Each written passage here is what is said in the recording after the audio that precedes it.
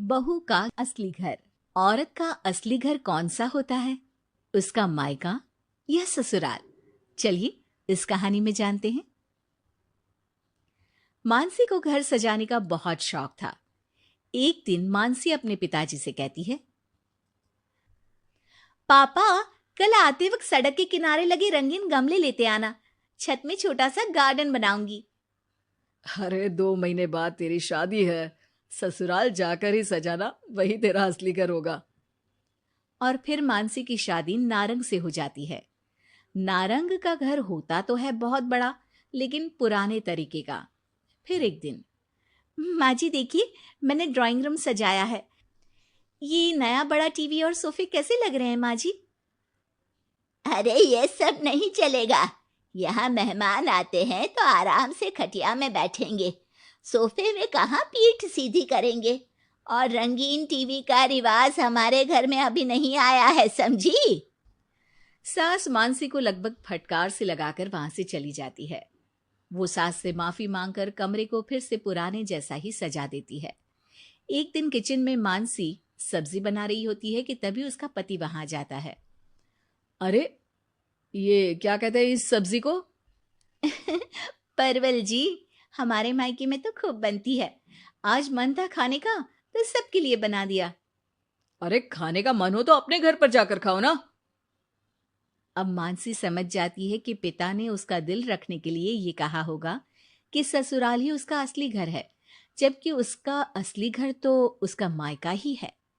मानसी अपना सामान पैक करके मायके जाती है, जहां वो अपना सामान अपने कमरे में रख ही रही होती है कि मानसी, ये सामान यहाँ मत रखो। ये तुम्हारी भाभी का कमरा है। तुम एक काम करो, कुछ दिन के लिए सामान मेरे कमरे में रख लो। कुछ दिन के लिए मतलब? अगर मुझे हमेशा रहना पड़ा तो माँ? अरे शुभ शुभ बोलो बेटी, हमेशा क्यों मायके में रहेगी? बेटी का असली घर तो उसका ससुराल ही होता है।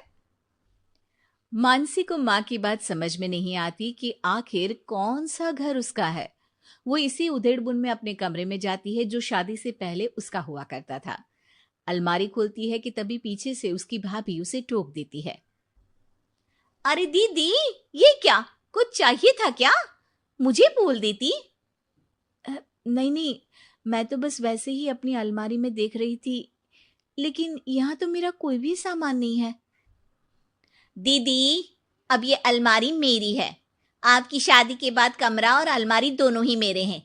अगर आपको यहाँ आना है मेरे कमरे में या अलमारी से कुछ चाहिए तो आप मेरी इजाजत ले लीजिएगा। मानसी को भाभी की बात बहुत बुरी लगती है। वो सीधे माँ के पास जाती है। माँ, वो तो मेरा कमरा था। हाँ बेटा था, लेकिन अब तो तेरी अलमारी तेरे ससुराल में है ना। हाँ, लेकिन वहां तो मैं अपने अनुसार कुछ भी नहीं कर सकती। हर बात पर सास से पूछना पड़ता है। उनके कहे अनुसार ही घर पर रहना पड़ता है। और अब यहाँ भी तुमसे और माँ से पूछना पड़ता है। तो फिर मेरा घर कौन सा है माँ? तभी वहां मानसी की भाभी आ जाती है और वो बहुत ही समझदार महिला होती है। अरे ये तो बहुत सरल है मानसी। तुम ससुराल जाओ और कुछ महीनों तक मेरे कहे अनुसार चलो। इस सवाल का जवाब तुम्हें खुद ही मिल जाएगा। भाभी उसके कान में कुछ बातें कहती हैं, जिसे सुनकर मानसी अपने ससुराल चली जाती है। अरे आज सुबह सुबह काम वाली के लिए दरवाजा किसने खोला? घर पूरा साफ, किचन भी पूरा साफ। माँ जी, आप रोज सुबह 5 बजे उठती हैं, ये मुझे ठीक नहीं लगता। इसलिए आज काम वाली बाई के लिए मैंने दरवाजा खोल दिया। थोड़ी देर के बाद मानसी ससुर के पास नाश्ता और दवाई लेकर आती है।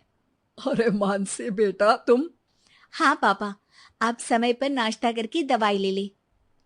मानसी पति के लिए टिफिन पैक करती है और पति को देती है। अरे मानसी, आज तो मेरी अलमारी बहुत साफ है और आज खाना भी मेरी पसंद का। क्या बात है। धीरे धीरे मानसी ससुराल वालों में सबका ख्याल रखती है, सबका ध्यान रखती है। एक दिन, ये क्या है मानसी? अब माफ करिएगा मम्मी जी, आपके मना करने पर भी मैं एलईडी टीवी ले आई।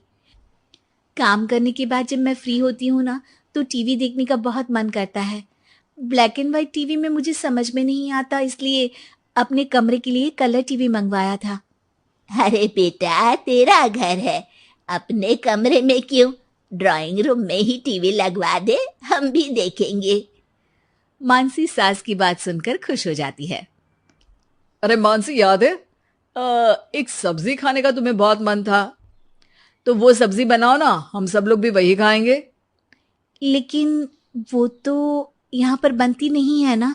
अरे भाई, किचन तुम्हारा है, इस घर की तुम मालकिन हो, अब तो तुम जो खिलाओगी वही खाएंगे हम। मानसी की समझ में नहीं आता कि अचानक घर वालों के व्यवहार में इतना बदलाव कैसे।